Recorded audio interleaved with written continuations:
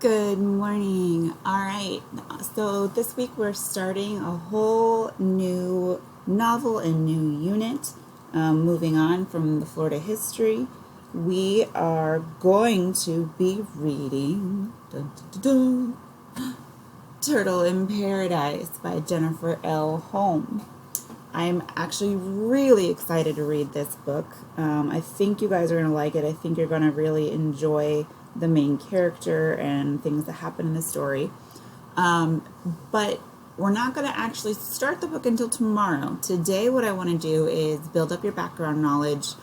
So we're going to be learning specifically about the time period and the events and the geography that will be in this book. So that while we're reading, it all makes a little bit more sense and we have that knowledge going in. And something really cool about this book is that the author included a whole bunch of that information in the back of the book. So that's what I'm going to do right now. We're going to read the author's note because she was kind and gave us this information right off the bat. So here we go. Author's note. Turtle in Paradise was inspired by my conch great-grandmother Jenny Lewin Peck, who emigrated with her family from the Bahamas to Key West in the late 1800s. As a child, I heard about Spanish limes and sugar apple ice cream and the importance of shaking out your shoes to avoid scorpions. My family is related to the Curry family of Key West, after whom Curry Lane is named. Many families suffered hardship during the Great Depression, and it was not unusual for parents to leave home in search of work or for children to be cared for by relatives. Then, as now, entertainment was a great distraction, and movies, radio shows, and the funny pages provided much amusement for everyone. So, like right now, what Fortnite is to you guys and YouTube, that's what radio shows and comic strips were to them. Little Orphan Annie, Shirley Temple, and The Shadow were all superstars in their day. At the height of the Depression, Key West was in economic ruin, with the majority of the population on public relief. The town officially declared bankruptcy. FERA, the Federal Emergency Relief Administration, came into Key West in 1934 with the intent of reinvigorating the economy by marketing it as a tourist attraction. Key West was on its way to recovery when what became known as the Labor Day hurricane struck on September 2, 1935. While the lower Keys and Key West were largely spared, the middle and upper Keys bore the brunt of the storm with terrible loss of life. Searching for pirate loot has always been a popular pastime in the Keys. Jean Porter, in her book Key West Conch Smiles, writes, "When I was a little girl in the early 30s, everybody in Key West had a treasure story." While actually finding pirate treasure may seem far-fetched, historical rumors abound.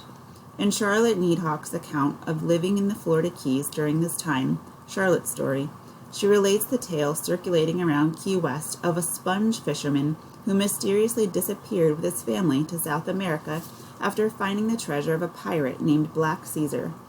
Whether Black Caesar ever visited the Keys is still a matter of speculation.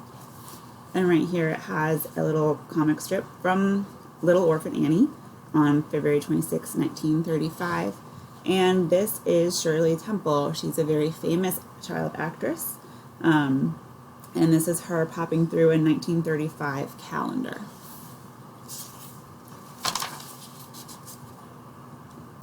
Pepe's Cafe is a beloved institution in Key West. It still exists, although it is no longer on Duval Street.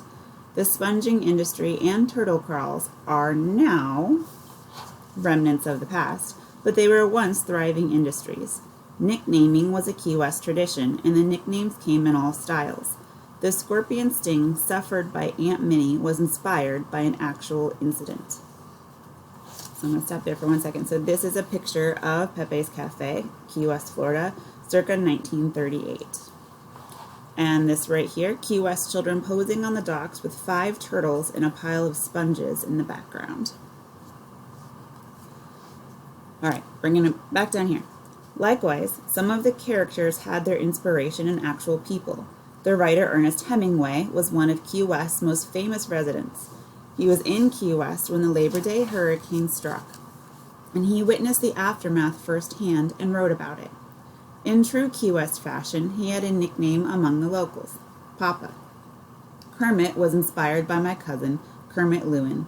The real Kermit suffered rheumatic fever as a child and grew up to become the mayor of Key West in the 1960s.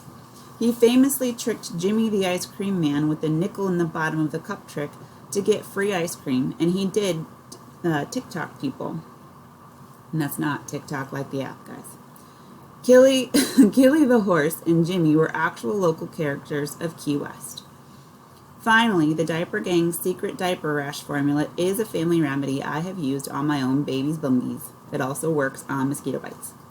My family's recollections and those of many other conks provided the details of everyday life in this book, and I am grateful to them all for sharing their memories. So this doesn't make sense quite yet, because she's talking about characters in her book. So we'll learn about that in a little bit, but she's saying that most of them were based off of real people, or they really were real people, or she borrowed their names. So right here she has the real Kermit on the left, circa 1930, with a family friend who inspired Pork Chop.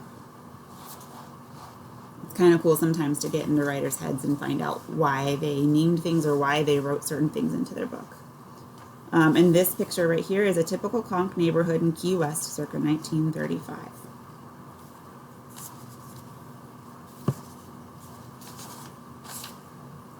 And I'm going to stop there.